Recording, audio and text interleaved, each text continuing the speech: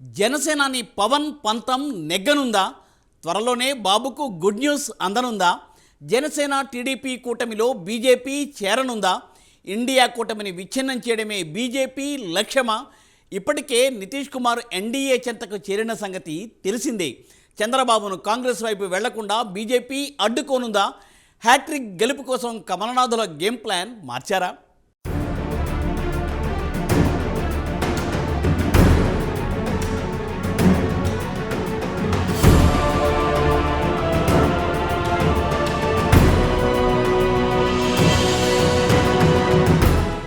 అతి త్వరలో పవన్ కళ్యాణ్ పంతం నెగ్గనుందా అంటే అవునన్న సమాధానమే వినిపిస్తోంది. అందుకు దేశంలో జరుగుతున్న పరిణామాలే ఉదాహరణగా చెబుతున్నారు. నితీష్ ఇండియా కూటమికి బై బై చెప్పేసి ఎన్డీఏలో చేరిపోయారు. ఇక కాంగ్రెస్ వైపు చూస్తున్న పార్టీలను తమ వైపు లాక్కుని హస్తం పార్టీని భూస్థాపితం చేయడమే లక్ష్యంగా కమలనాథులు అడుగులు వేస్తున్నారు. అందులో భాగంగానే అతి త్వరలో చంద్రబాబును కూడా ఎన్డీఏలో కలుపుకోబోతున్నారని రాజకీయ వర్గాల్లో విస్తృత చర్చ జరుగుతోంది.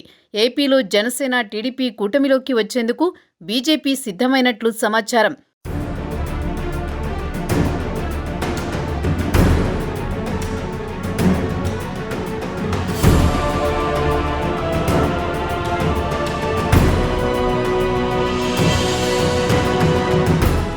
బీజేపీ పెద్దలు ఏపీ మీద ఫుల్ ఫోకస్ పెట్టారు. ఏపీలో ఎవరితో వెళితే రాజకీయ లాభమన్నది కూడా వారు అన్నీ ఆలోచించుకున్న మీదటనే కీలక నిర్ణయం దిశగా అడుగులు వేస్తున్నారని అంటున్నారు. ఏపీలో టీడీపీని తిరిగి ఎన్డీఏలోకి ఆహ్వానించాలని బీజేపీ పెద్దలు సూత్రప్రాయంగా నిర్ణయం తీసుకున్నట్లుగా తెలుస్తోంది. దానికి కారణం ఏపీ నుంచి ఎక్కువ సంఖ్యలో ఎంపీలు బీజేపీకి కావాలి. పొత్తు పార్టీగా టీడీపీ కూడా బీజేపీకి ఎక్కువ ఎంపీ సీట్లు ఇవ్వడానికి రెడీ అయినట్లుగా చెబుతున్నారు. అందుకు పవన్ కళ్యాణ్ కూడా అంగీకరించినట్లు తెలుస్తోంది. అదేవిధంగా బీజేపీకి టీడీపీ జనసేన ఎంపీలు కూడా మద్దతుగా ఉంటారు. ఇలా హ్యాట్రిక్ విజయాన్ని కేంద్రంలో నమోదు చేసుకోవడానికి బీజేపీ అన్నీ సిద్ధం చేసి పెట్టుకుంది అని అంటున్నారు.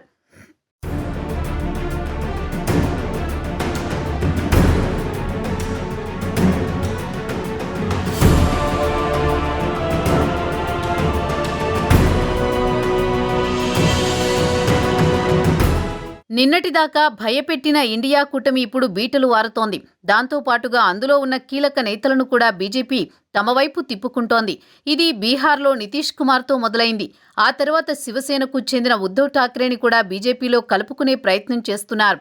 తొందరలో ఆయన కూడా బీజేపీ కూటమిలోకి రానున్నారు అని అంటున్నారు. పంజాబ్లో అకాలీదళ్ కూడా ఎన్డీఏలో చేరనుందని వార్తలు వస్తున్నాయి. ఈ వరుసలోనే పాత మిత్రుడు చంద్రబాబుని కూడా ఎన్డీఏలోకి తీసుకోవాలని చూస్తున్నారట. బాబు వల్ల జాతీయ స్థాయిలో బీజేపీకి లాభమే తప్ప ఇబ్బంది ఉండదు అన్నది బీజేపీ సీనియర్ల వాదన.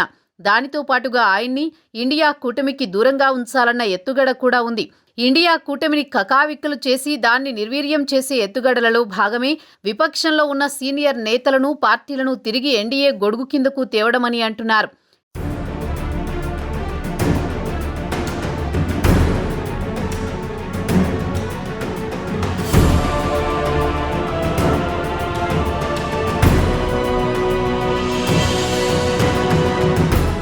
ఏపీలో ప్రభుత్వ వ్యతిరేక ఓటు చీల్చకూడదన్నదే పవన్ కళ్యాణ్ లక్ష్యం.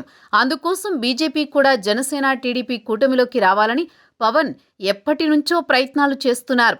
అయితే అది ఇప్పుడే కార్యరూపం దాల్చేలా కనిపిస్తోంది. పవన్ పంతం నెగ్గడం ఖాయమని తెలియడంతో జగన్ శిబిరంలో ఆందోళన నెలకొంది. ఒకవైపు చెల్లి షర్మిల జగన్ అనుకూల ఓట్లను చీల్చుతుందనడంలో ఎలాంటి సందేహం లేదు.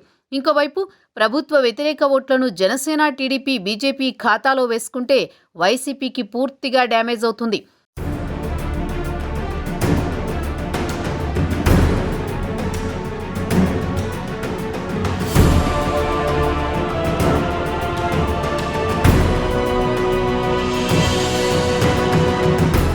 వచ్చే ఎన్నికలలో బీజేపీ రికార్డు మెజారిటీని సాధించాలని చూస్తోంది.